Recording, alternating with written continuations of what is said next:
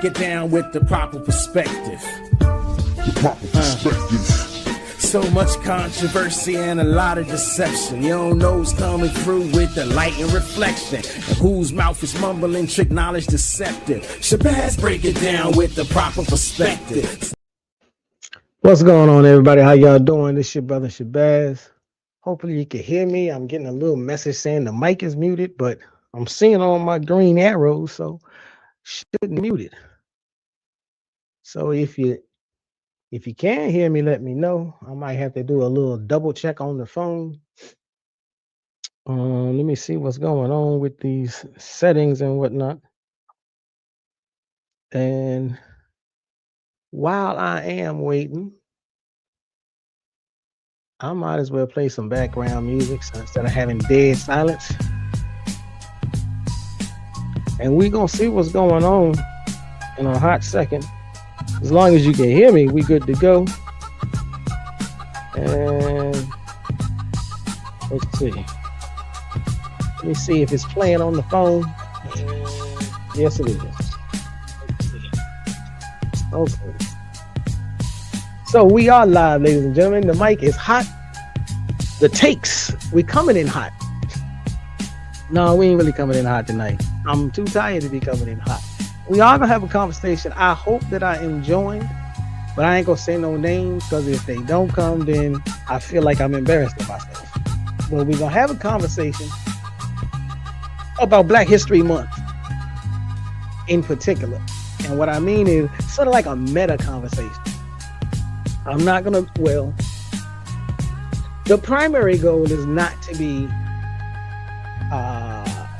discussing specific accomplishments and achievements and whatnot of specific people. We may do some of that, but right now the primary goal, stemming from a conversation that I was graciously allowed to take part of last night, and so I wanted to extend it, and at least one person, if not two people that was in that conversation last night may be joining us tonight.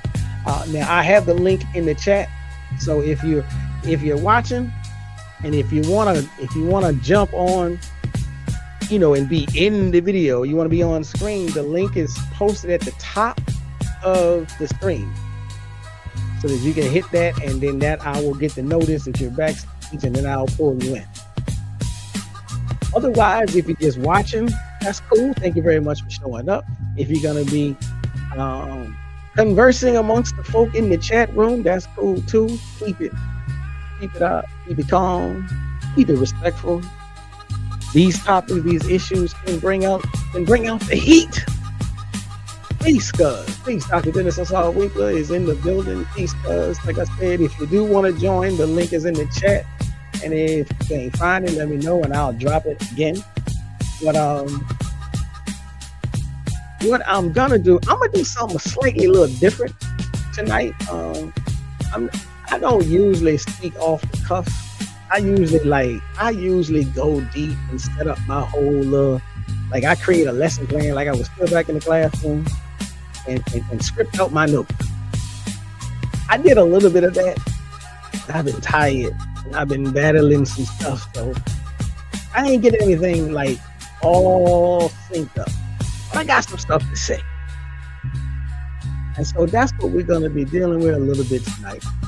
Now, like I said, there's a question, and I swear I'm we black folk, we love to fight. We always have find something to fight about. Well, apparently there's some stuff going on about who should be studied during Black History Month. And so one of the things that came out of last night's conversation was that we need to look at Carter G. Woodson's actual intent, his original intent. And that's really what got me going. Yeah, I don't mind broadening the scope if that's what people, we got to give the people what they want, is what we say sometimes. And I don't necessarily have a problem with that. But we do definitely need to first look at what was the original intent before we go broadening the scope. And so when we look at the original intent, when we look at Carter G. Woodson and we look at Negro History, I think the words of the day, there are 2 or 3 words or phrases that we all need to get real comfortable with. One of those words is nuance. One of those words is centered. Centered versus decentered, and nuance. So, and I say that because I know for a fact, but I know that Carter G. Woodson included all kinds of information in his original publication. He was putting out circulars. And I know that he included information primarily about the Negro in the United States. But he also included information about the Negro in the Caribbean and the Negro on the continent. And I'm using Negro on purpose because that's the word he used. That's the word that was in use during his day. But he did not 100% draw down on just America. He included information about the Haitian Revolution, for instance. He included information about Jamaican slavery, for instance. So there's a documented scholarly view that Carter G. Woodson's historical vision extended beyond a narrow focus on Black Americans. But there's also a documented scholarly view that Carter G. Woodson's historical vision was centered on Black Americans. And that's the truth. And people shouldn't get in their feelings. If there are, Mr. Eric Torres for joining us, if there are people, some people may be Black American themselves and just feel like they want to learn about more than just us. Some people may be, of a quote unquote immigrant background, and they feel like their contributions need to be added. I'm not here to tell you that they shouldn't be added. I'm not here to tell you that they can't be added. Now, I am here to tell you that there may be ways in which they get added. And so Black History Month is specifically about the sojourn under the dominion of Uncle Sam. But it is not exclusively about the sojourn under the dominion of Uncle Sam from the perspective of the children, the descendants of the plantation era. And so it can get very tricky. It can get very dicey when we have these conversations. And there are people who will say, no, it's either this or that. It's left or right, it's right or wrong, it's black or white. Now these hardcore draw the line in the sand type people, I personally, I try not to have conversations with those people. Because if you're so rooted in a position where you absolutely refuse to consider, contemplate, and understand nuance, there's not a lot anybody can do or stay for. And so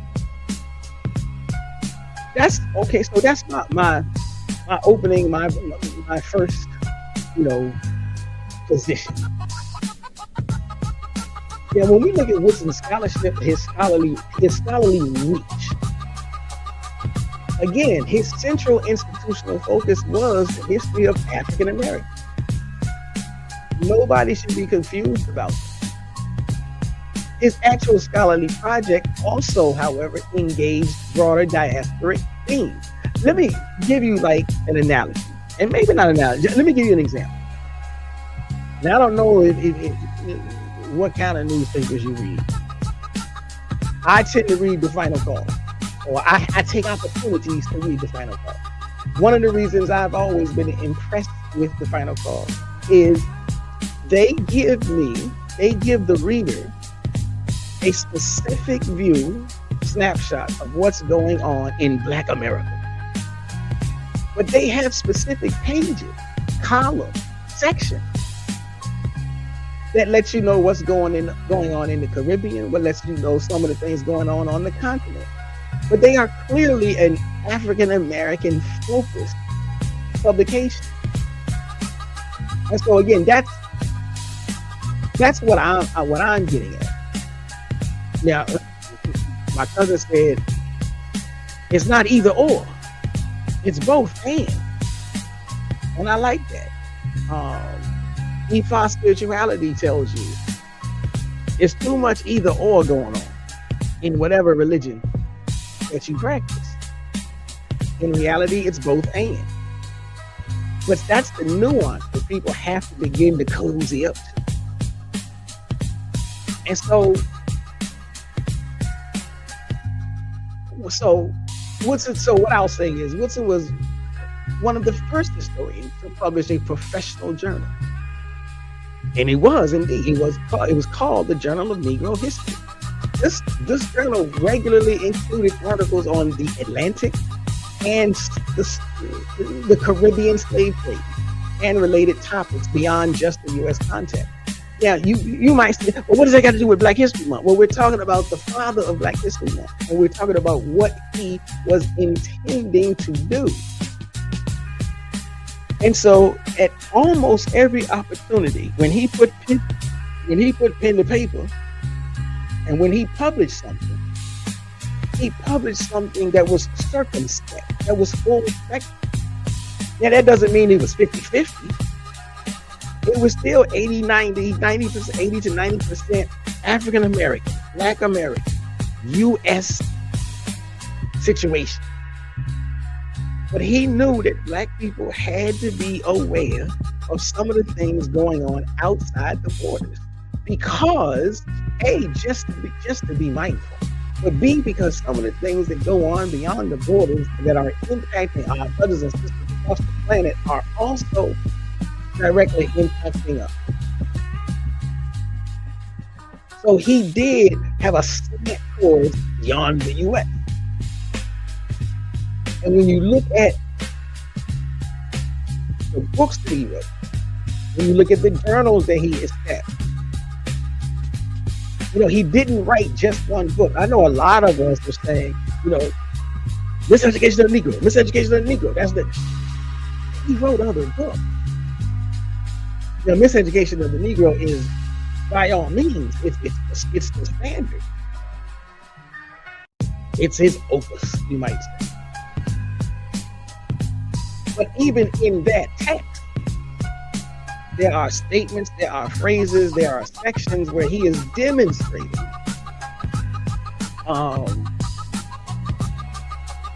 the intent. And that intent was to make sure that we as African Americans are knowledgeable of ourselves and our history and our culture and our background and our contributions and achievements, but we are also aware of the world around us outside of the border. And that shouldn't be taken away. Now, I know there are some people, because there were people in the chat room last night, they were trying to argue. Again, you're always going to have people trying to argue, but you don't have to give in to the argument. So there are people saying, no, Arthur Schomburg is the father of Black history. No. I mean, you can be wrong. You have a right to be wrong. And so what I said was, look, a lot of times we get into our feelings over this stuff.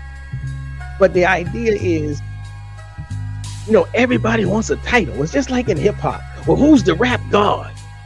Well, there's a bunch of rap gods. Oh, there can only be one. Well, how come you got 6, 7, 8, 9, 10 different rappers calling themselves rap god? There ain't been no contest for all the rap gods to go at each other to declare one rap god once and for all.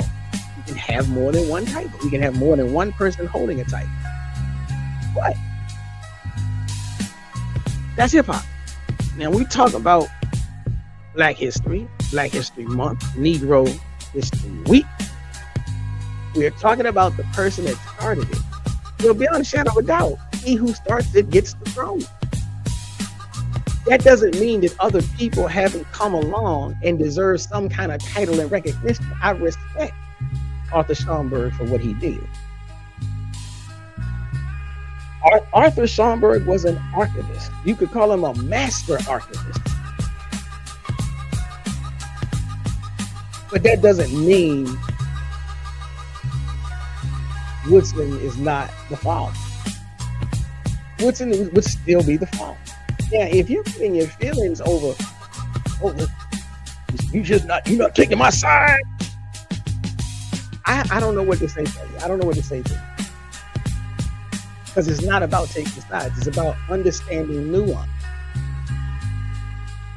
Now, again, when you go back and look at the breadth of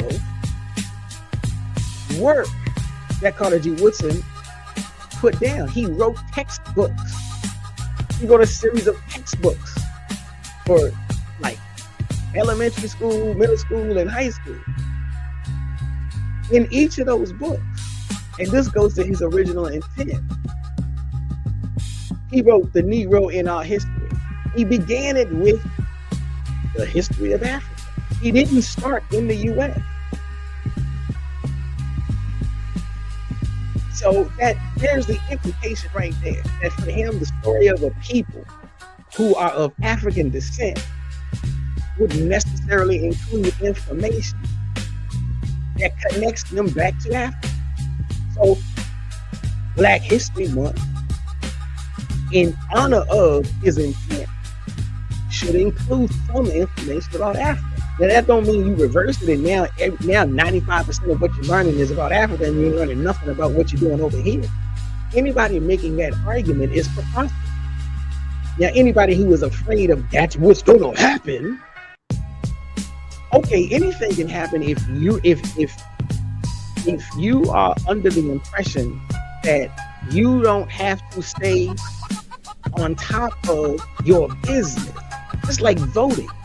People like to vote and then go on back to their regular world and they'll never think about their civic responsibility. And then shocked, then angry when they find out that the representative didn't vote on bill number 45 that they thought they were going to vote. But you have to stay in the driver's seat. So the idea I'm trying to express is you should not have to worry about erasure if you are in charge of the program. But you should not be mindful towards exclusion when exclusion is not the name of the game. It's not the way the world works. And it's not what Carter G. Woodson intended. Now, I dare use the term, the ugly, nasty P word that everybody seems to lose their minds off of. But you can make the argument that Carter G. Woodson had a Pan-African lens. I ain't say he was a Pan-Africanist. But he had a Pan-African lens. He had a view towards internationalism, having an international orientation. Because historically speaking, he engaged with the broader diasporic subjects and connections to other Black intellectuals. He wrote for Marcus Garvey's Negro World. Now, these documented actions and choices in his scholarship provide evidence that his frame of reference wasn't limited to the U.S. But again, balance. Y'all know what ma'at is in ancient Egyptian and in Kemetic teachings. Ma'at, balance, harmony. So as much as he had an international frame, he still had an institutional mission that was foregrounded right here on the soil of Uncle Sam's dominion.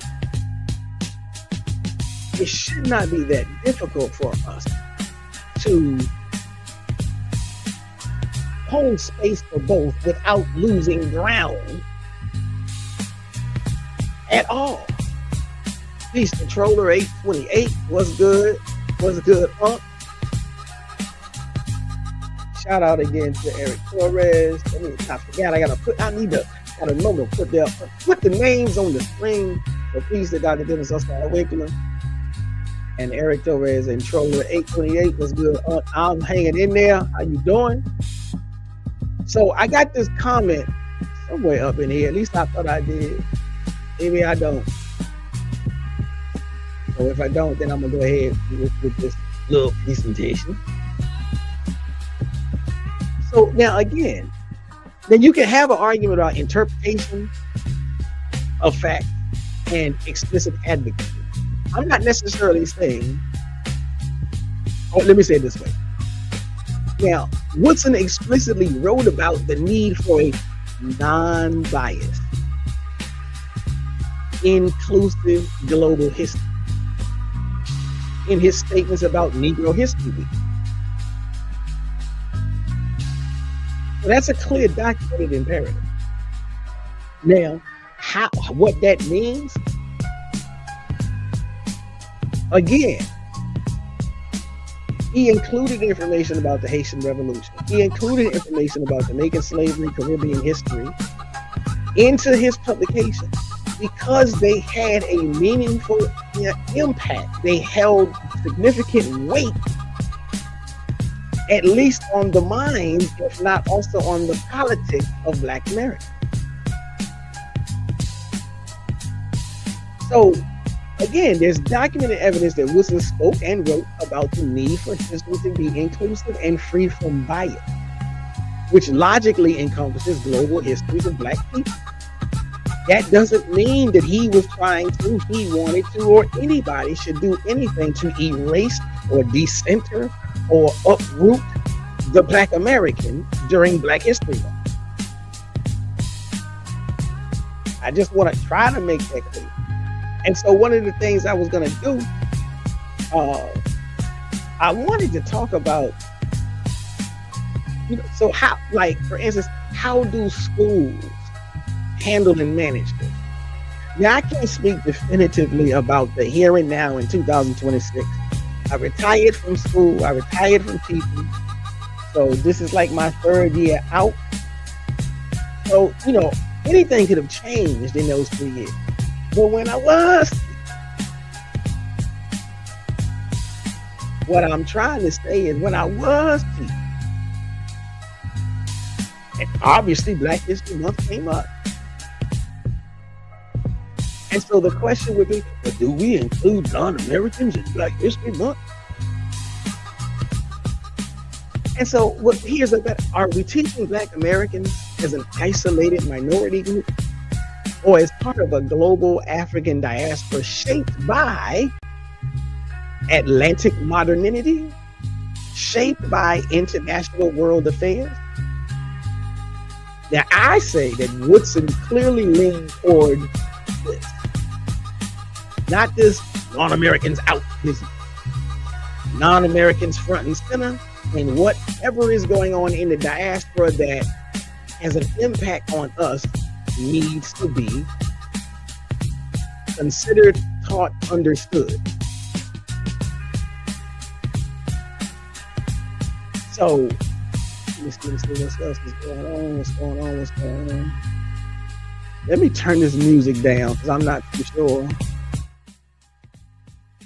Somebody told me once before that the music was too loud, so okay. The music is almost null and void now. So, like I said, if you look at some of his actual works, and I'm gonna see if I can share the screen. Now I know everybody loves Miseducation of the Negro, but I want to share this. Let me see. Let me just make this statement. If your history starts at 1619, you're using the slave master's clock. So just think about that for a minute. Now let me see if I can pull up this. I think this is it.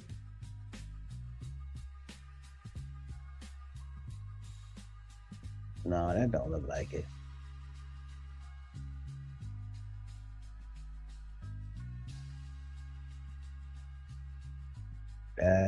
That might be it. So let's see if this is gonna work. So we got the Negro Retold. This is a book that he wrote, and I'm only showing this for at least for one specific purpose. Again, the Negro Retold. This is a book that he wrote, and it speaks to his original intent. So I want to show you. This is literally like they have digitized this book. And so you can see what it looks like if it was literally in your hands from the original publication. The Story of the Negro Retold. Now he has a picture.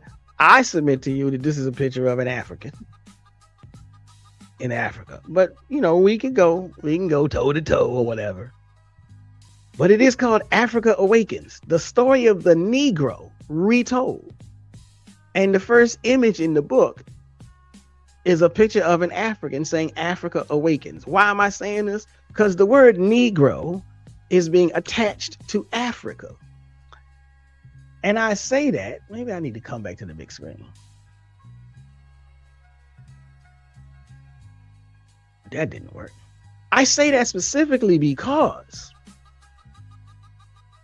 too often we get caught up in this thing where whether we're using the word Negro back then, we're using the word black today, we get caught up in this thing where we say, well, black, that's just us. Peace. Thank you, cuz. Talk that talk. Thank you for that. If you want to jump in, just let me know. But we get too caught up in thinking, feeling like the word black is ours. And I'm like, okay, to some extent, I get it. It's ours in the context of it's either us or it's the white folk. But black don't belong to us across the whole world and globe. And I say that very specifically. I mean this. And I mean it because we have, now I'm connecting myself back to that continent. And on that continent, we called ourselves black. All the way back to Kemet.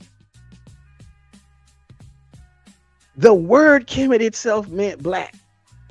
It's used as a descriptor. It's used as an adjective.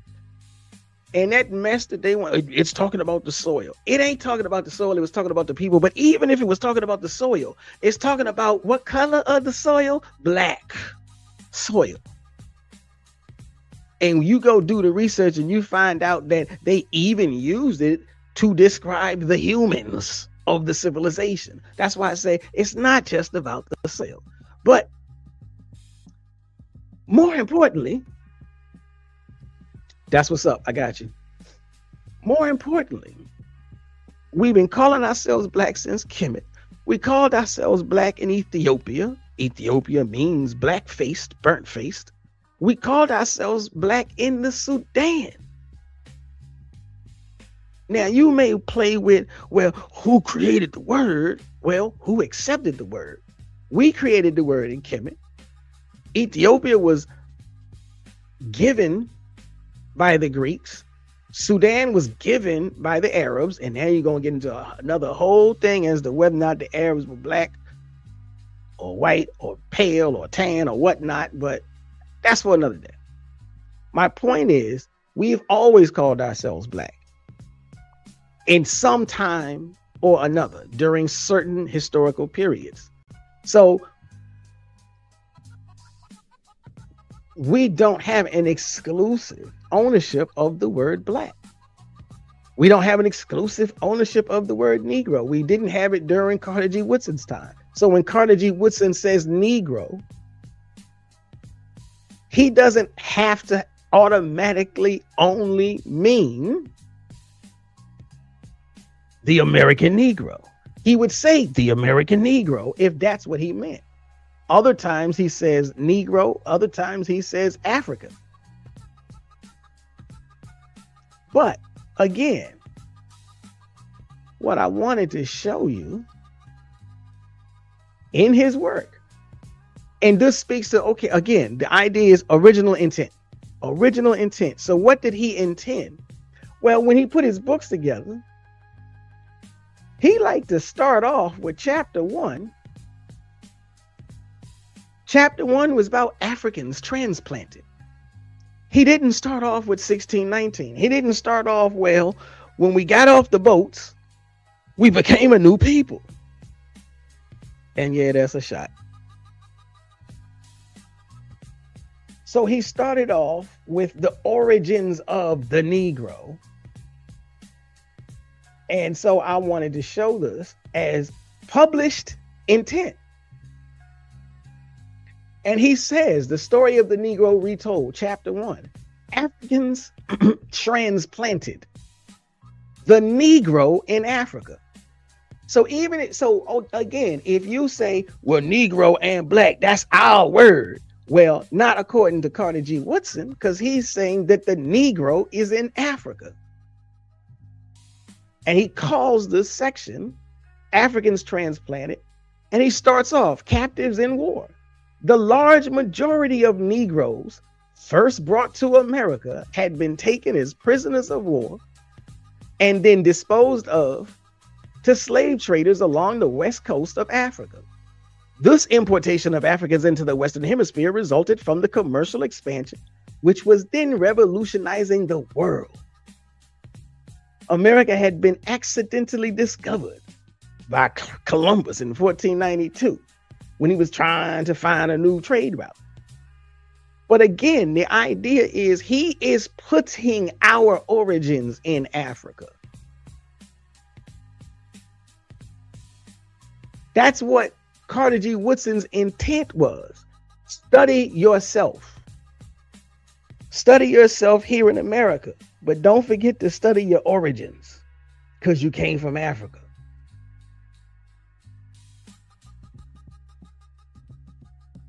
And so,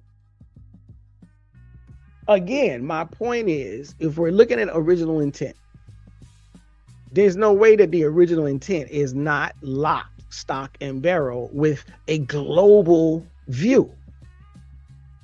But that global view does not mean that we go to the back of the bus. We're done with back of the bus shit. We ain't doing that ever again. But that don't mean we got to close the door out of fear. So the early chapters of the Negro in our history, that's another book. He starts off with ancient African civilizations. This is for the Negro to be studying. He starts off with Ethiopia. He starts off with Egypt. He starts off with West African empires. He starts off with pre-Atlantic African social systems. He doesn't begin at 1619 or 1492 or 1555. So that means in his overall scheme, Unit 1 of teaching, of learning, of studying in Black History Month is Africa first. That's not a modern insertion. That's not a Pan-African. That's not, oh, you Pan-Africans just trying to make everything about Africa. Clearly said, Carter G. Woodson ain't a Pan-Africanist. But he said, when it's time to study, you start with where you came from. And this is important. So let me say it to you this way. His treatment of Africa in study mode is introductory. Here's one you're really gonna love. His treatment of Africa in study mode is foundational. That's not Afrocentricity. He is establishing civilizational legitimacy. And he don't spend half the book there. He don't spend a third of the book there. He does treat the Atlantic world. He covers the slave trade, the Caribbean plantation system. And again, if he's covering it for a reason. He wants you to study it. So, okay, we can say, well, you know something? I'm so tired of all of this Africa stuff. I'm so tired of all this Caribbean stuff. I just don't want to learn about it. Okay. You got that right. And you can work towards making the changes that you think need to be made in the curriculum or in your own everyday life, however you personally celebrate Black history. Ain't nobody saying you gotta go pull up to a Caribbean thing. Ain't nobody saying you gotta go pull up to an African thing. I'm talking curriculum. I'm talking about what goes on inside classrooms. And so even there, if you want to make changes, well, you know what? You got to go politic. That means you got to have some civic responsibility. And I don't think most of the people that like to fight online got any plans on going down to the school board and demanding this, that, or the other be put into the curriculum or taken out. I think y'all just like to fight online. But if we're talking again about Carter G. Woodson's original intent and what his publications were designed to do, now you can't say, well, just because he published that book don't mean that was his intent. Now you smoking something. He created the Negro Learning Week. He created a textbook about Negro learning. And in those textbooks, he starts with Africa. In those textbooks, he includes the slave trade of America. He includes the slave trade of the Caribbean.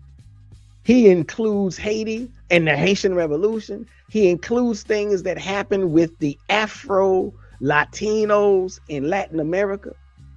He includes the dispersion of Africans throughout the Americas. But none of this is done to put the African American on the back burner. He treats slavery as a hemispheric system, not a US phenomenon. But again, proportion matters. The majority of the narrative space shifts toward the United States once Africans enter British North America. So the core of that book, The Negro in Our History, focuses on colonial America, as it should. It focuses on the American Revolution, slavery in the US, Reconstruction, Black institutions, political leadership. This is all in the US. Intellectual figures, this is all in the US. And early 20th century developments. So structurally, this is all in the US. There is a smidgen of Africa in there. There is a smidgen of the Atlantic. And when I say Atlantic, I'm talking about the Caribbean.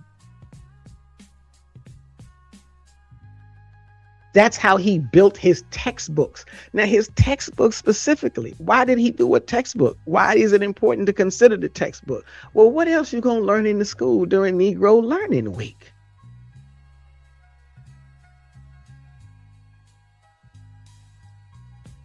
So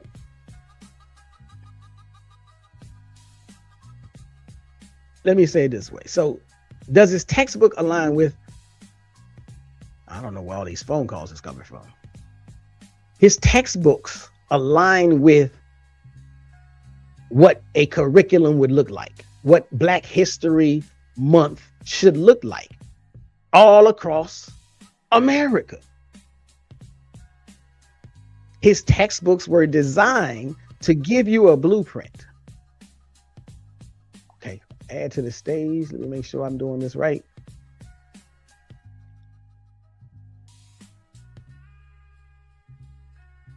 I'm gonna figure this out in a minute.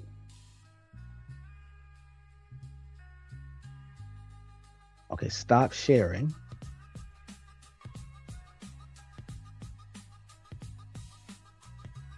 Okay, I'm gonna get this working in a minute, cause let me see. Add to the stage. I don't know where. Okay, now we getting there a little bit. Let's see. Then you go back to your PowerPoint presentation. You were doing such a great job. You could put me back in the back. I don't want to stop your flow.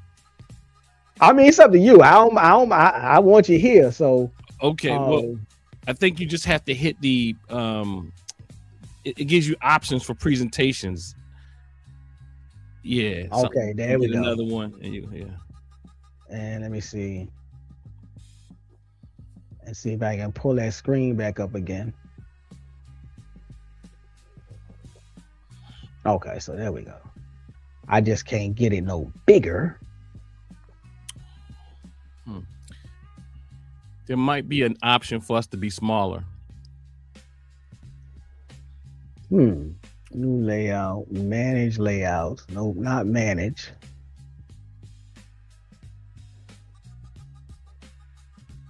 If I maximize it, then we go away. Yeah, that might be the best I can get. Let me see. I can actually read it. I can read it actually.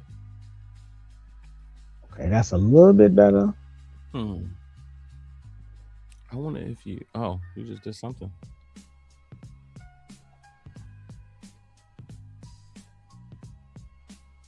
Okay, well, I'm gonna run with it. Let me see. I was probably finished with this one anyhow, so I'll just take this one off and then just go back to, there we go. That's really what I wanted. Okay, so now, right. So the question I'm trying to get at here, what would have been the purpose of him designing a textbook? Like, clearly he designed a textbook because that's what he wants us to study. That's the structure he wants us to use. Obviously, we would have to update the information as time goes on. But in most of the books that he wrote, chapter 1 was about Africa. Chapter 2 was about the Caribbean. Chapter 3 was about us. Chapter 4 was about how we interacted with other groups, and so on and so forth. So, if you're doing, if you're saying his original intent, then you would look at his books and you would look at the layout, the lesson plan, so to speak, of what he laid out. So African civilizations in pre-Atlantic context, the Atlantic world and slavery across all of the Americas. Then Black Americans in the US, and then that's where you go knee deep. That's when you go deep dive, go down the rabbit hole in any way that you want to. And so that's part of the thing I'm trying to like just put out there or present or whatever. I had some stuff pulled up and I'm gonna see if I can find it again. But the other thing I was trying to position is the fact that, okay, again, dealing with classrooms. And so when I was teaching, we had to make sure that we were going across, like we had to sit up in committees and make sure that all the teachers in all the different disciplines, subjects and topics were covering certain concepts and ideas, especially during Black History Month. So the math teacher's like, look, I teach algebra. I don't know what y'all talking about. I ain't got time for that. My students is failing. They don't understand. Well, look, bro, like between the English teacher and the history teacher, we had to sit up and create some quick lesson plans. Look, you're going to have to cover this in your algebra class. And so we would put some stuff together and it would be like, okay, since it's algebra or since it's math, you can spend some time talking to them about, great achievements from African Americans in the field of mathematics that might actually get them more excited to learn and to focus and pay attention to your boring, quadratic equations. Now, don't know if it actually did that, but the idea is you have to put that information there. And so we had to do that all across. And so, the math teachers were told, okay, here's some things to include. Yeah, ancient Egypt, because they had pyramids and they had, the equations, not the, I don't like calling I don't like calling it Pythagoras, but the triangle equations and whatnot. So that had to go into the math class, and then you went down the hall and you went to if you went to the history class or the social studies class or the civics class, you had to make sure that they were going to include, you know, some information on whether it be black protests or Martin Luther King's the bus boycott and et cetera, et cetera. Now, in any of those instances, if there was somebody that was significant to the historical event and they just happen to not be Black American, you ain't pull them out. Oops, can't talk about him. No, they get included. So if it was whether, so for instance, in the English class, because I taught the English class. So I'm like, okay, so I would have to deal with the Harlem Renaissance. And I would almost purposely choose to deal with the Harlem Renaissance in February. And so I'm like, oh, well, now's my chance. I can get everybody to read Claude McKay's If We Must Die, because he's Harlem Renaissance. It's Black History Month. Oh, shucks, he was born in Jamaica. Damn, I can't put him in there? No. He goes in because he was significant to the movement itself. It's not like he was an unknown poet. Now you might make the argument, if you just dragging up a poet just cause he was born in Jamaica and ain't nobody know about him and it didn't have no impact, okay, that's something else. But no, I'm talking about the people who were significant and influential. And when he wrote that poem, everybody was like, oh, you know that brother right, we need to take a stand. You know, the other writers was like, whoo, bro, what you did with that. So just because he was Jamaican born don't mean he ain't supposed to be talked about during Black History Month. Who was that? Anybody? Claude McKay. Oh, okay. Claude McKay. Okay. And so I'm like, that's one example of, okay, yeah, I would cover Langston Hughes, but I would not skip Claude McKay just because he's Jamaican born. I don't know if I can dialogue with you or not. I Why? know is it okay to dialogue? Yeah, go. Oh, okay. Yeah, because I don't want to jump your lesson, because your lesson is beautiful, right? Oh, thank you. And what I'm thinking though is like, I appreciate what you're doing, and sometimes and what I be doing, right? But the reality is, I'm thinking as I'm walking back to the office, like, you're reasoning, and when you're and the thing is, what I realize is that we're speaking to people who are those with this argument. Many of them, if not most of them, are not ready for reasoning. That's powerful. And I mean, you are so right. And it's like, honestly, for me, for a very long time, even in the field, even teaching and working with the students, I always felt this thing. I always recognized, I'm like, I always was able to recognize when the student is so bogged down into an emotional thing. And I was like, I'm not gonna get through. Now now because of, you know, just the particulars of the school I was at, I'm like, okay, I know I gotta send you somewhere. No, I'm not saying because I can't. I'm not gonna do. I can't. It's just not like I can talk to you when you open for reasoning. When you not open for reasoning, like I don't know. That was not my teacher gift. That was not my personality disposition. I'm like, I can't fade nobody.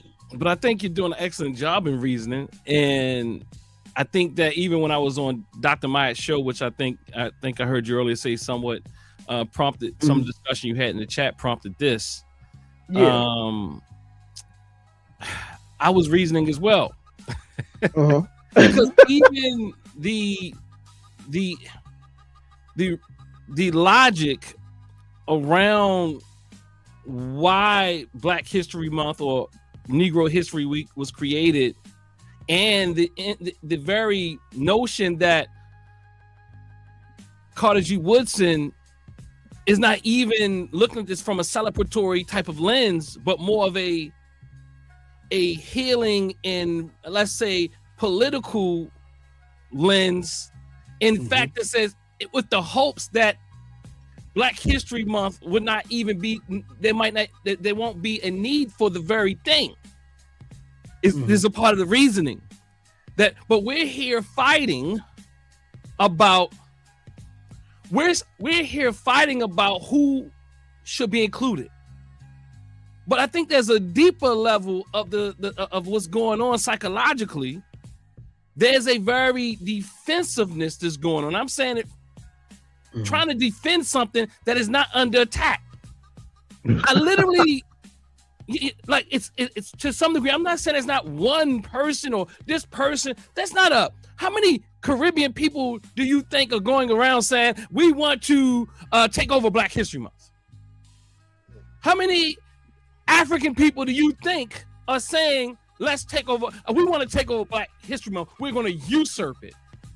We usurp Black Americans. Like, I'm not saying there's no one, you know, that'll be kind of like illogical, but for real, like, we put our energy in places that are not needed many times. Like, in fact, I'm saying it's very intentional. Going back to my conversation the other day with Dr. Ball, this is psychological warfare, which has people like you having to come and show things in a very reasonable and logical fashion. The very fact, if you go Google his internationalist position, as you were speaking to, if you go and Google, I'm saying just Google, chat GPT it, you know what I mean? Right.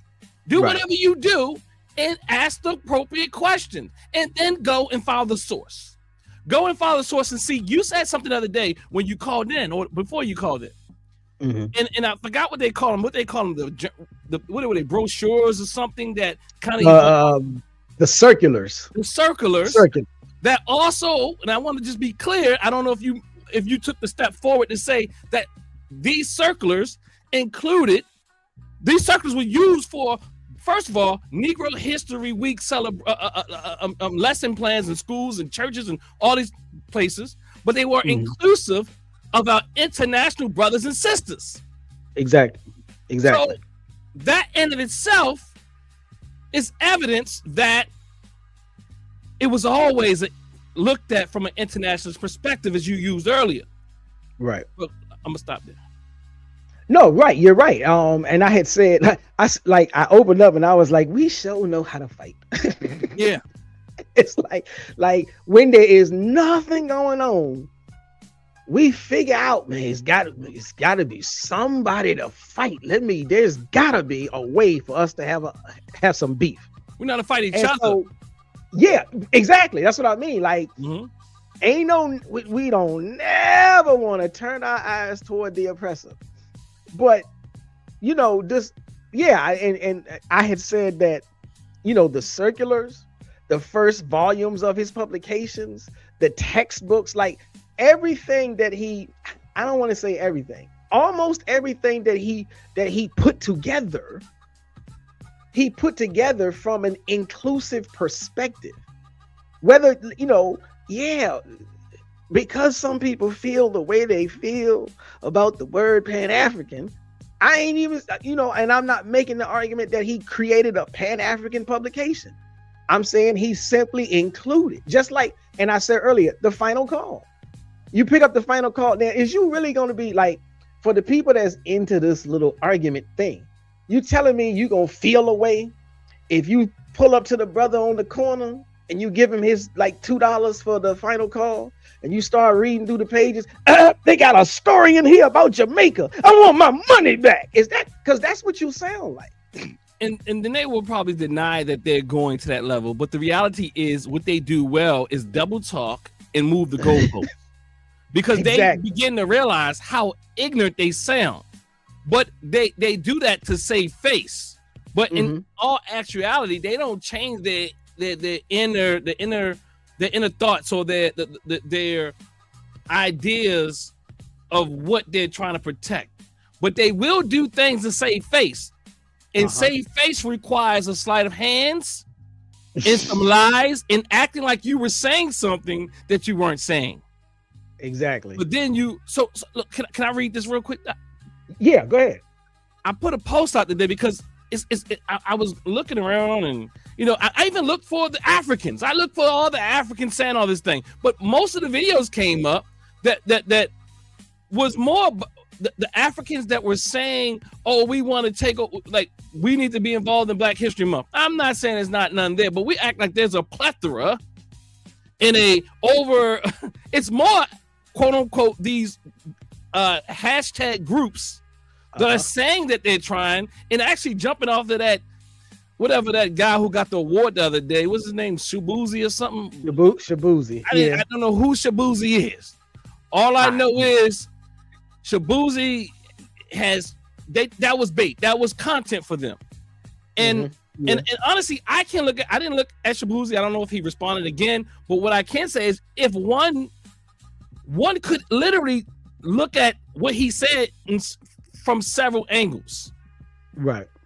And a person who's triggered already and already afraid of and want to set these boundaries will instantly have a certain thought, or people who are already hurt will land a certain way. But then a person who people are not hurt, they will say, so what did he mean by that? I think that from what I heard, the little clip I heard that's gone viral, it deserves further questioning. Now, I'm not sure if anybody's had that talk or that conversation, because most of us just get in our feelings. And the reality is that exactly what he said, it's not like that's the first time you heard that. In fact, if you want to be honest, and we had to be honest, they've also called us immigrants. It's those of us, I'm talking about those who descend from enslaved Africans in the United States. They have called us immigrants. Now, we fought back and said, hell no, we wasn't immigrants, some of us. Right. Don't erase the narrative of what actually happened. So you don't know what this person means by, I don't know, unless he has clarified it and extrapolated and extended the conversation. Yeah, I know that I haven't read it, but I know I saw something come on my feed about him trying to explain what he meant and trying to explain that he didn't mean it in an offensive way, and that didn't go over too well. But they rarely go over well when, you know, if you already put your foot in your mouth and you're not either skilled in removing the foot, I need to look, or you have a team, you have a real good publicist that understands whatever community that you just disrespected. Then even when you come back for your second and your third and your fourth, it's just still more foot in the mouth. Like, to me, it was clear when some people are trying to rewrite the narrative of Busta Rhymes saying we don't have culture. No, he didn't say African. No, you knew who he was talking about. So I'm just trying to show you, the context was very clear with Busta Rhymes. But let me read this. I put this out because this is what I felt as I'm listening and looking at these things. Y'all are out of your minds if you think I'm doing some FBA version of a purity test during my study of social change, especially during Black History Month. There is far too much hurt, pain, and unresolved trauma in our community, and it is spilling out sideways as fear, suspicion, and hostility towards one another, often over things that have very little probability of actually happening. Let me be clear. Let me say it again. Let me be clear. African Americans are not being erased. In fact, African Americans are the most visible and most celebrated Black people on the planet, for better, worse, and everything in between. And no, I'm not asking for blood samples or lineage proofs, manumission papers, rooted in one drop rule propaganda. I added the manumission papers. That framing itself is part of the problem. What I'm doing is studying social change. So as you were saying, cuz, now I'm supposed to say, oh, I'm reading this book, a Jamaican popped up. Oh, stop.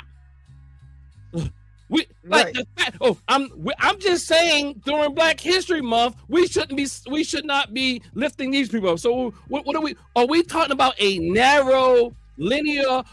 Are we trying to say contain the same stuff that's going on about within Black History Month now? This poor way that we're studying it, that is not even up to par with the very founder's vision. In fact, I would argue when you read his works and his ideas about Black History Month and what it or Negro History Week to be exact, and what he wanted it to accomplish, we're far from it, and we're doing the opposite. Right. And I said on Dr. Myatt's show the other day, the fact that he even argued that the fact that he would say that he hopes that this week, which evolved to a month, would do the work necessary to make it no longer necessary. Right. So what do you do with that? Do you now say we're still going to stay with, and it's also, let me back up. It's also in the literature, I'm saying documented that Dr. Woodson was against what he called narrow nationalism. Yeah. So what I'm saying is, look, I love my brothers and sisters, but I'm not going to play, and I'm going to turn it back over, because I'm not going to play and act like we're dealing with people who want to hear the truth. I'm not going to act like this is not a protective stance.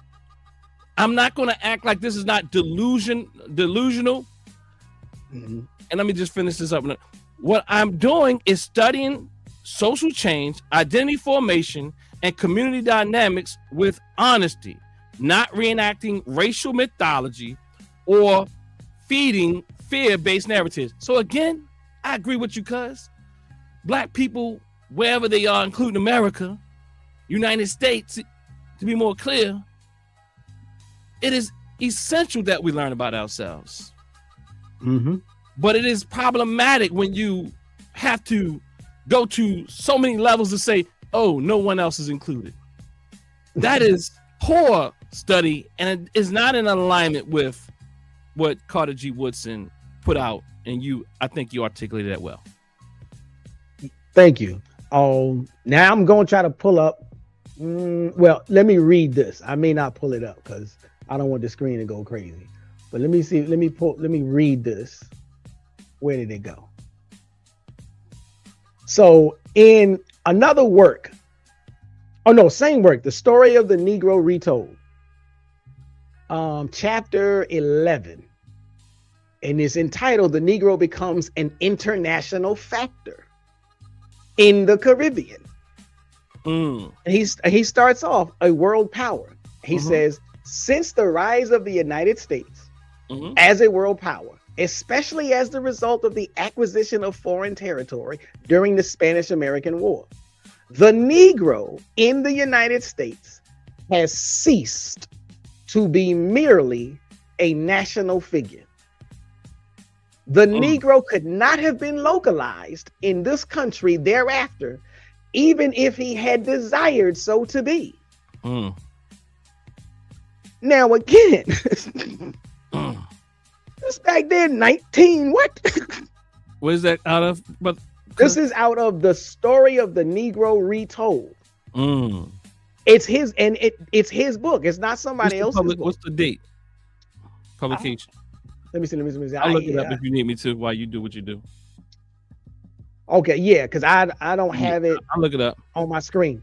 But so again, back there, he is saying that we cannot be, like we can't be these heritage Americans. They want to close the borders and only think about here in the US. He was like, those days are gone. As soon as the country went global, we automatically went global. And he goes on to say why. He says, intervention in Cuba, the building of the Panama Canal, the seizure of Haiti, the purchase of the Virgin Islands, interference in Liberia, participation in the First and Second World Wars, and the stimulus to the sojourn of American Negroes abroad have brought the United States face to face with new aspects of the so-called race problem. In spite of the characteristic way of settling forever the matter of subordinating Negroes in the United States, this element has been an ever-present difficulty in foreign affairs, both social and economic.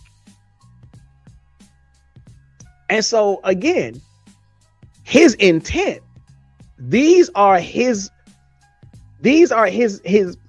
foundational texts. And he is clearly saying it's not just about America. But he clearly still says, he clearly still demonstrates that the focus is us first. But us first does not mean exclusion.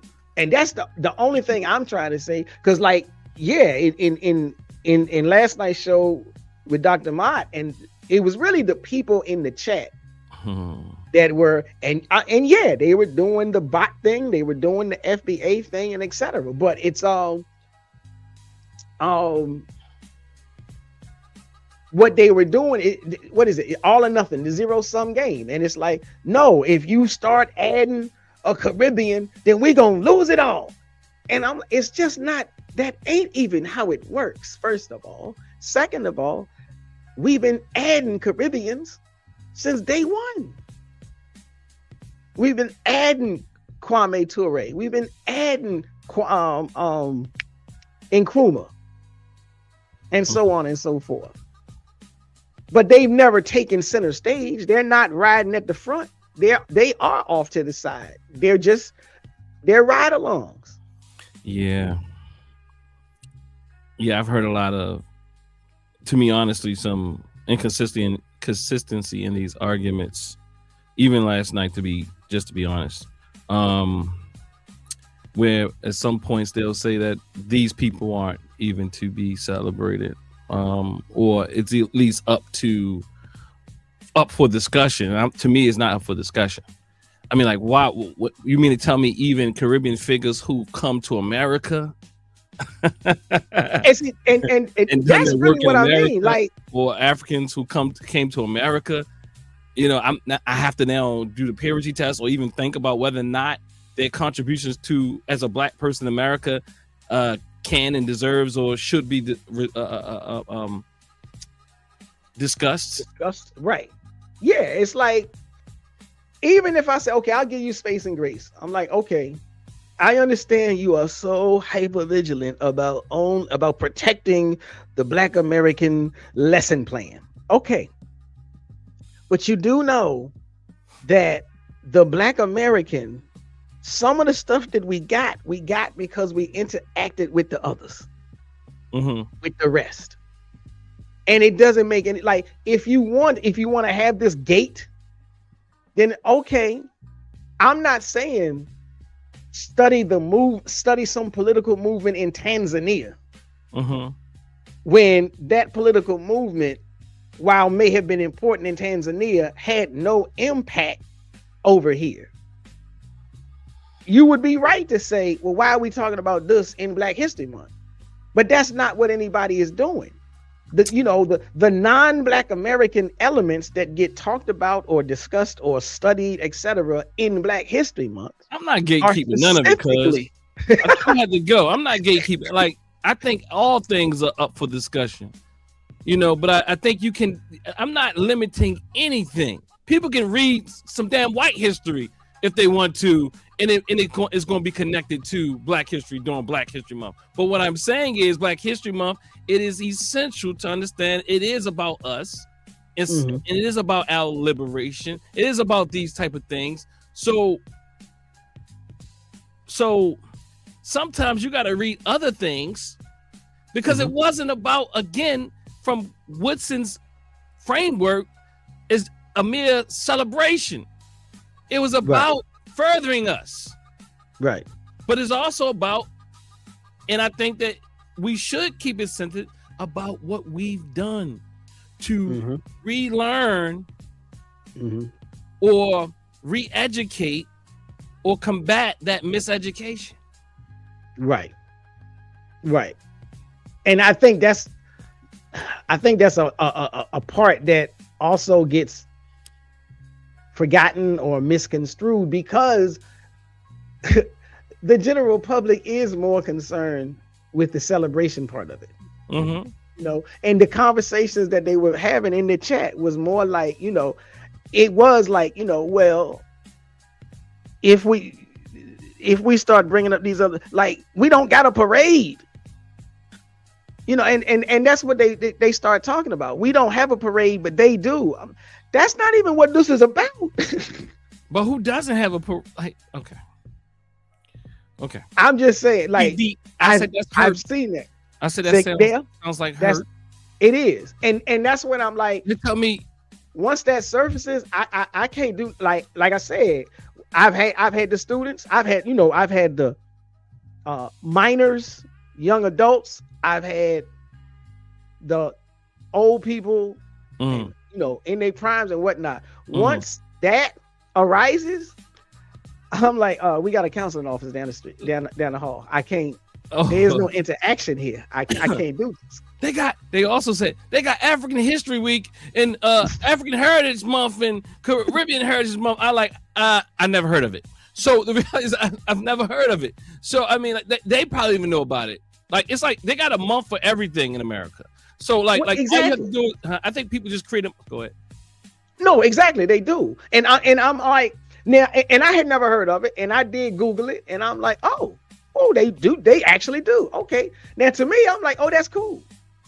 But at the same time, them having an African Heritage Month, a Caribbean Heritage Month, that doesn't mean we can't include an African, a Caribbean in Black History Month if said African or Caribbean was really in lock, stock, and barrel working with us to advance the cause. And they're going to say we're being petty, but I know it's not being petty, because I know this is what they mean, and their minds think like this. So it's kind of like when the history is all said and done with my existence on this earth. I'm talking about me. Okay. Maybe I'll make some book somewhere, Baltimore or something, right? And then they just wipe my wife out of it because they had, she's Caribbean. Like, right. Well, then they have to think about, hold up, his children are half, like. So this is the type of stuff we're talking about. Like, literally, we was processing that in real time yesterday, like whether Shirley or Chisholm or whether, and we're actually thinking about these things. I'm like, the fact that we even thinking about these things, that we're processing these things in real time, and as if they're real. I mean, I guess processing is not a problem to do it, because maybe we need to do it, and come to some conclusions. But the fact, I guess what I'm saying is that we have to do it is indicative of a serious issue going on in our minds and division within our community. And I must say, I think FBA, I'm sorry for saying, I don't know if you wanted me to bring them up or not, and the like. And I saw someone with ADOS on a video earlier on the Dr. Mayat station. I mean, but what I'm hearing is a whole bunch of talking points that are from people that are hurt and scared and thinking somebody's going to hijack their stuff. And the reality is, no, they're not. And they don't even have the power to do so. But you know who does have the power to kind of give it to them? Even if they did, it'll be the system that did it. So I'm just saying, we're not politically astute enough at times. We got to do better. We got to think a little stronger. We got to analyze a little deeper. But because I think my rites of passage initiatives are coming in, but you got something. That's cool. Yeah. Yeah, that's cool. If you got to go, that's cool. No, but I'm saying, like, you're right, because something I had said earlier was, even if you're really honestly that so much concerned about protecting the curriculum, then once again, then you need to get offline and you need to go down to your school board to demand those changes. jumping on YouTube saying they trying to take it. Well, if they were actually trying to take it, you just gonna let them take it, because they gonna go to the school board. They gonna put in that work, and you just gonna cry online. But that, like, it begs the point: you not serious. You crying for attention, or you coming from a place of hurt. But that's also why I wanted to say, let's look at the classroom. And I'm like, like I said, when you look at the classroom is still 90% of the information that would be delivered to your child during Black History Month, if it's done right, if it's done the way it's supposed to, it's still going to be African American centered in all the classrooms. And me personally, I had more of a time back when I was there.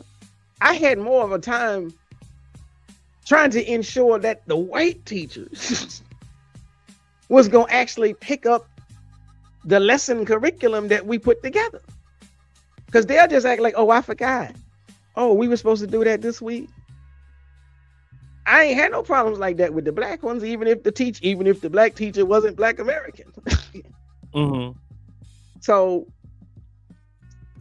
that's my thing. That's because I'm gonna get off, but I want to say, like, you just brought up something for me though, in my departing. Is that we're sitting here fighting about, we're gatekeeping who can be included, but we're not fighting as hard about accurate history. I'm saying as a whole. Like I was telling Dr. Mike yesterday, she's doing that aspect, right? She's fighting for accurate history. She's fighting for our children learning these things. But the majority of the people who have these fights, they are inaccurate in their ethnogenesis. Yeah, I think they I'm are gonna do inaccurate in the material that they push. They are very highly connected to their Americanists per se. They are not. They have more of an integrationist frame, assimilationist frame. And this is not, this is what Dr. Carter G. Woodson, if you want, they don't even need to talk about Black History Month or Negro History Week, because their talking points, their ideology, and their mindsets are anti what Woodson stood for. It is complicit with the miseducation. Look, enough said. Like, I'm just saying, like, I'm not playing with them, because I understand that they playing with you and they don't have the maturity. Pardon me, the maturity to, like, it's like you are like, I've done it in my life. You really try to give people the benefit of I'm not talking about you, but I'm talking about me. You try to give people the benefit of the doubt. Like, this man looked like a man, but at some point where you have to realize you're dealing with a person that looks like a man, but inside there's a hurt child. Right. That we need to teach. As Dr. Clark said, what's his famous quote? I don't debate. Wait, I forget how he's. I don't debate my equals. I only debate my equals. Everyone else I teach. And I'm saying that when we are the adults in the room, when we are the emotionally balanced people, the logically sound, we need. And I know we have empathy, but we have to also understand that our people everyone ain't on the same level, and some of us need to heal and grow up. Y'all see my peoples in the back. Let me see. Yeah, I still. Hey, what up? Peace. I'm gonna get off here. Okay. I appreciate you, cuz, for doing the work. Hopefully, I didn't interrupt you too much on this great masterpiece you put not together. At all. Not at all. All right. Now I got just keep going. Peace. All right, peace. Thank you. So, let me give a shout out to Perry Charles. Thank you for the respect. Brilliant video. Everyone needs to share this. Please like, share, and subscribe. Share this video with somebody you know needs this information. And yes, this is a very good point. Perry Charles says, Dr. Woodson was a member of the Negro History Club, which involved J.A. Rogers from Jamaica and several other major historians. This is it. This is true, and this is important because again, the idea is, actually they call it nativism, and it's the idea. It's this gatekeeping that people want to do, and even if I say you have a right to gatekeep if you want to, but you don't have a right to alter facts. And so the fact of the matter is, if you say that you want to respect and honor Carter G. Woodson, then you have to recognize that Carter G. Woodson did not gatekeep. Carter G. Woodson did not say, I'm only going to teach about Black America. Now, he didn't say, I'm going to teach about other global Black communities to the detriment of Black America. And again, I don't know, like, I'll have to lean into what my cousin said. If you cannot see the difference, then there's some hurt going on that's clouding your mind and your judgment. I can't help that. I can give you some rationality. I can give you some facts for you to mull over, and hopefully the facts will eventually begin to demystify your mind, unclog your mind. Because I always say, what I'm about on this channel is seeing the big picture, looking beyond the smoke and mirrors. A lot of people are stuck in these smoke and mirrors. Elijah Muhammad called it the triple stages of darkness. And that's what I see a lot of. But so again, if I'm to have this conversation, I'm imagining, okay, so we're going to come together as a committee, and we're going to gatekeep. We're going to investigate gatekeeping, because we want to make sure that the children only learn what they need to learn.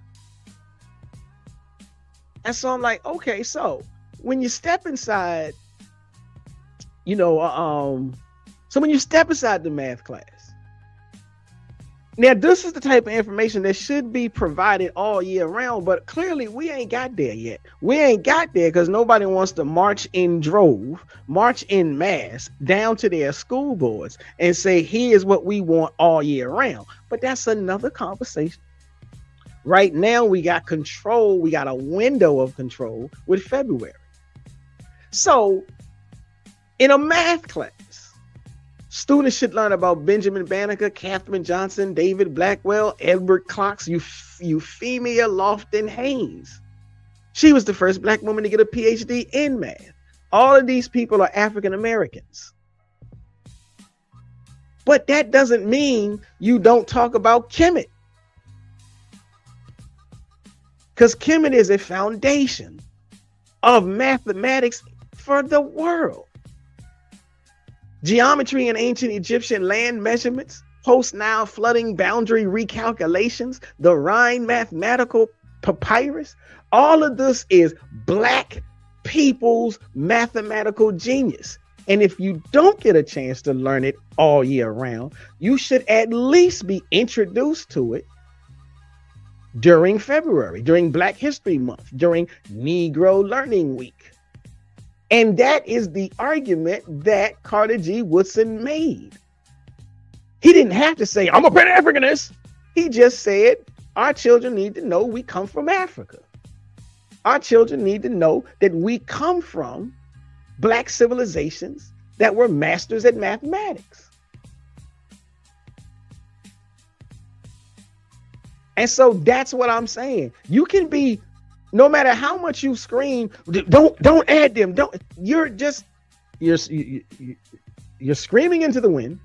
You're not making any sense. And you are contradicting that ancestor's original intent. And so if you jump into a science class, in that science class, there should be conversation, discussion, lesson plans, teaching about George Washington Carver, Charles Drew, Marie Maynard Daly in biochemistry, Percy Julian in synthetic chemistry, Neil deGrasse Tyson, who is living amongst us right now, astrophysics communication. But you know what you also include?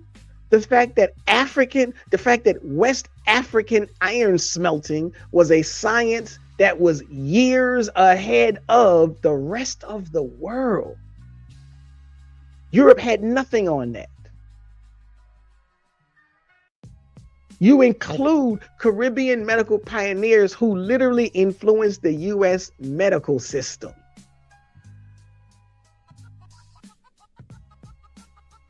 That's foundation, that's connection. That's not replacement. But that is what Black History Month is supposed to be. It is supposed to be an all-encompassing, all-inclusive, laser-like focus on African American accomplishments and our connection to the global Black world. If you stepped inside a fine arts classroom, art, music, theater, you would be learning about Harlem Renaissance, visual arts of Aaron Douglas, jazz, Duke Ellington, blues. You would even be learning about hip hop as a cultural production, August Wilson in the theater. Those are all African American accomplishments and achievements, but they did not manifest in a vacuum. So you're telling me you're just gonna get up and walk out the classroom if part of lesson plan talks about reggae and some of its influence on hip hop? You're gonna deny the fact that the Bronx, Boogie Down Bronx, KRS-One, The Teacher had a connection there, and he used some of that in his music? Or you just gonna write him off where he don't get to be discussed in February? So what I'm saying is diasporic cross-pollination is natural, is historically traceable, and is Black History Month relevant. And you go to step on down, leave that classroom, go on down to the next classroom, physical ed and health classrooms. And so no matter what the teacher is supposed to be dealing with, the teacher has to figure out a way to include information on Jackie Robinson, Wilma Rudolph, Muhammad Ali, Serena Williams, Jesse Owens, but also segregation in sports, Olympic diplomacy, protest in athletics, and how various Black people in America engaged in these things. And if there just so happens to be a Caribbean-born person that was in the mix, you include them. If they didn't have anything to do with the content, you don't include them. But if you do include them, you're not taking away from the African American experience. And you will see this in the social studies, in the civics class. You will see this in technology, technology and engineering classes. Across all disciplines, what Black History Month is supposed to be. And yeah, I'm focusing on the classroom because that's where it all starts. You go to classes, you go to school for at least 12, 13 years. So across all of these disciplines, you see the same structure, and this structure mirrors the publications by Carter G. Woodson. You center African American institutional participation, contributions, and achievements. You show structural interaction with the broader Black world. You avoid token global insertions that lack relevance. You don't just throw in somebody just because they happen to be Black. Because you must avoid isolationism. But it's not a zero-sum game. There's always proportion.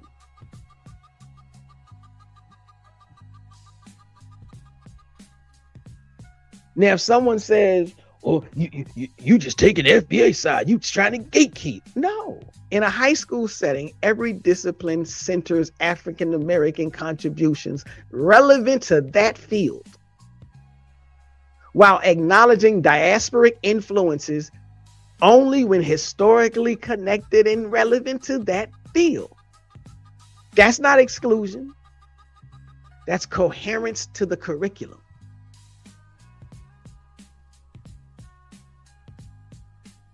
So again, Black History Month is ours. And we share it with our brothers and sisters in any and every way that is meaningful, because it is a story, because it is a study and an assessment of how we have enacted, how we have engaged, how we have struggled and survived in this oppressive world. And to the people that said, like somebody else has said, in the UK, they don't study us. Why we gotta study them? In the UK, they study us. It's so simple. They literally do study us. And they study us the same way I'm saying we would study them. We would include them. They don't turn their entire Black History Month into an expose into Black American. They study the Black history and the Black culture of the UK. But wherever there are overlaps and interconnections, they bring them up. They do visit Black American accomplishments when it comes to civil rights. And they do visit a conversation about Malcolm X and Martin Luther King and or the Black Panthers, etc. But they center the UK just as we center Black Americans. No one is saying not to center. Well, again, just we keep doing that, just like my cousin. I'm not saying that there is zero humans on the planet trying to decenter. I'm saying whatever number it is, they are very small. They're not on the school boards. They ain't controlling nothing. They just goons talking online. And I would say, again, even if you were afraid that they might make a change, if you gather yourself, collect yourself, organize yourself, and march on down to the school board, you can ensure those changes don't happen. I promise you those changes ain't even being talked about. But why don't you go down to the school board and see for yourself? Because like everybody says, it should be talked about all year. When you going to go to the school board?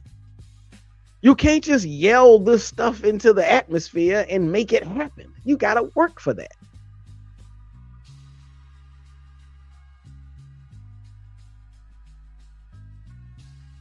So again, what I'm just going to keep saying it over and over again. So the final reality check. If someone insisted it has to be all or nothing, that's not a historical argument. That's an emotional one. Like my cousin said, that's some hurt stuff. And you don't have to, I can't fix your trauma. I don't accept the zero-sum game. It's a false binary. And serious curricula have centers and context. If you're going to be serious about what we're going to learn, what we're going to teach, because this is about teaching the children just as much as it is about teaching ourselves and each other as adults. What you gonna do? Grab a book on Black history and every time you see somebody not born in America, skip the page?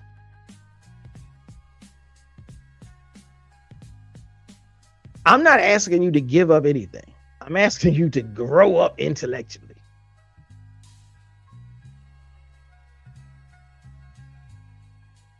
Now, I think I had one more quote. Let me see. Where was my last quote? So let me see. Now, let me see if I can get this onto the screen. My screens be acting up.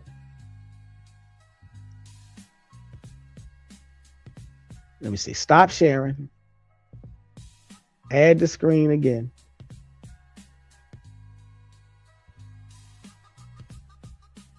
Now, where did it go?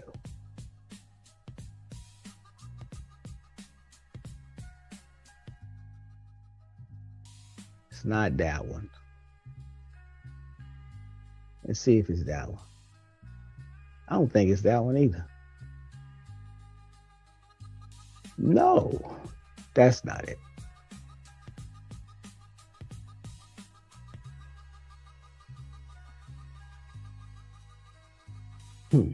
Forgotten legacy.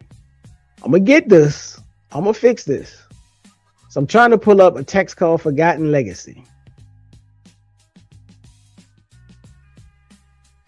We get this Forgotten Legacy text. Here we go. So this Forgotten Legacy.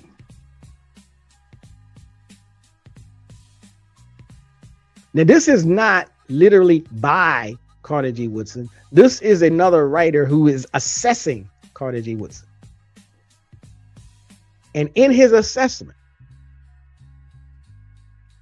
he says, thus for Woodson, the retelling of African history was not simply to challenge the historical canon or just to document ancient histories. So keep that in mind, not just to. He did want to do that. He wanted to challenge the historical canon. He wanted to document ancient histories, but that's not all he wanted to do. He also wanted to show that people of African descent, y'all do know me, that's us. People of African descent were not just enslaved, were not just colonized or primitive people, but a people of profound literary, scientific, and intellectual accomplishments. Thus, Woodson's efforts at retelling African history were at the forefront of his overarching philosophical and political project of challenging and reconstructing academic and school knowledge about Africans in America. Now, again, I can't make it no more simple, no more simpler. Now, again, this is an assessment of him. And so, here we go. Again, original intent is what got me into the game, so to speak. Carter G. Woodson's original intent. Let me stop sharing. Remove that. Okay, so Carter G. Woodson's original intent was to center the African American and to ensure that the African American is not isolated. Let me see. Shout out to, let's see, Miss Kaleem Shabazz. What's going on? How you doing, bro? Kaleem Shabazz says, we need to organize so we can use this knowledge power to elevate that collective. Yes, we do. We have to get on the same, we have to organize and we have to get on the same page. So let me see. That might be, I think that's all. So we have discussed the African, oh no, we haven't. The African background outline. That's another text.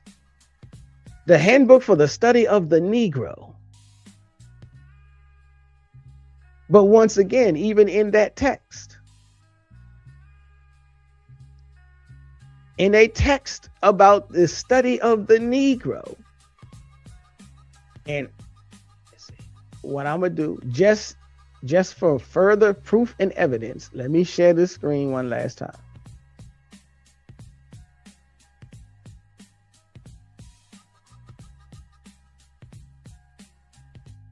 So let me see, we got, now this one might be almost impossible to see on the screen. So let me see.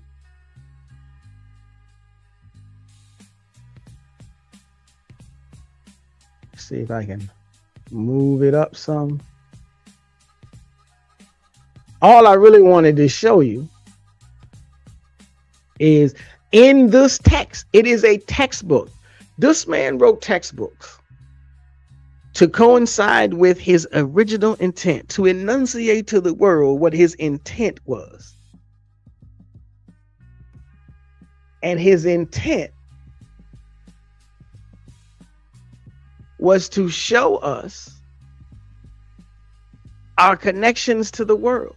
So this textbook starts off the informants on Africa, Ethiopia and Egypt, Kumbi in Ghana, smaller kingdoms from the ruins of Kumbi, the Manding, the Songhai. So again, nothing this man wrote suggests that we should close the borders and only look at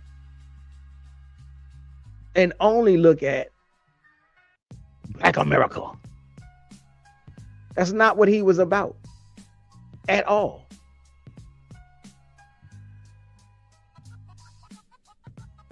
So listen, I'm gonna stop the sharing, make sure we back on the main screen. Okay, so we good there.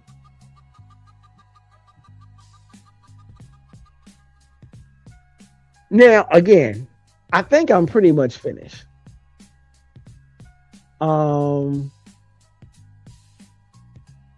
Now I may visit this again. If anybody has any questions, you can drop them in the chat. Kaleem Shabazz says, join groups like our ancestors had done to make a contribution to the movement. Yes, indeed, please.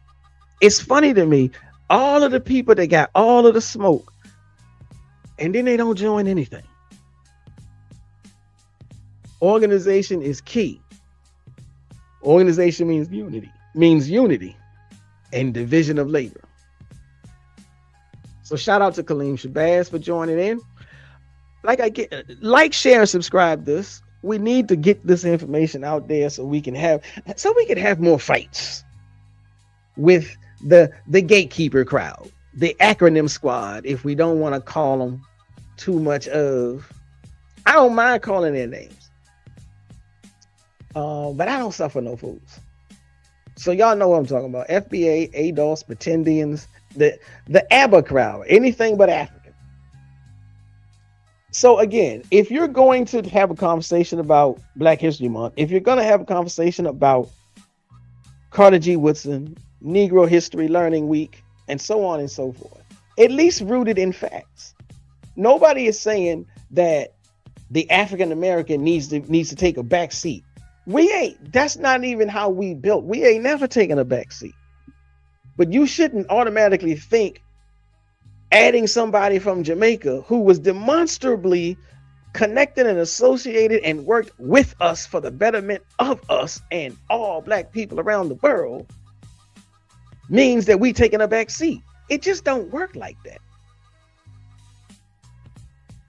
So again, ladies and gentlemen, brothers and sisters, I'm gonna land my plane, so to speak, is how they say. We finished for tonight. I will be back tomorrow, 6 p.m. So please make sure you like, share, subscribe, hit the notification bell, and select all so you can get the notifications when I come online. And again, as I said, now, if somebody wanted to jump on and make a comment or ask a question, you feel free to put it in the thing, or you feel free to hit. I do have the link is in the chat. And it's cool. If ain't nobody gonna come, then we're gonna get up out of here. So I'll give it a second or two just in case somebody is getting themselves together. I'll get a message saying someone has entered the room, and I'll let you in the same way I let my cousin, Dr. Dennis Assault Winkler. And if you haven't gone over there to hit the like button on his page, make sure you do that as well.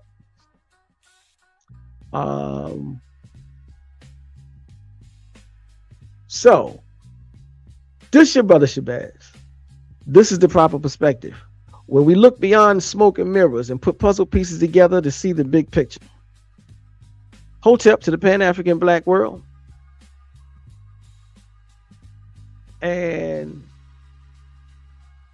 what I'm gonna say is we're gonna get ready to get on up out of here. So y'all check out this musical composition I put together as we float on up out. Break it down with the proper perspective.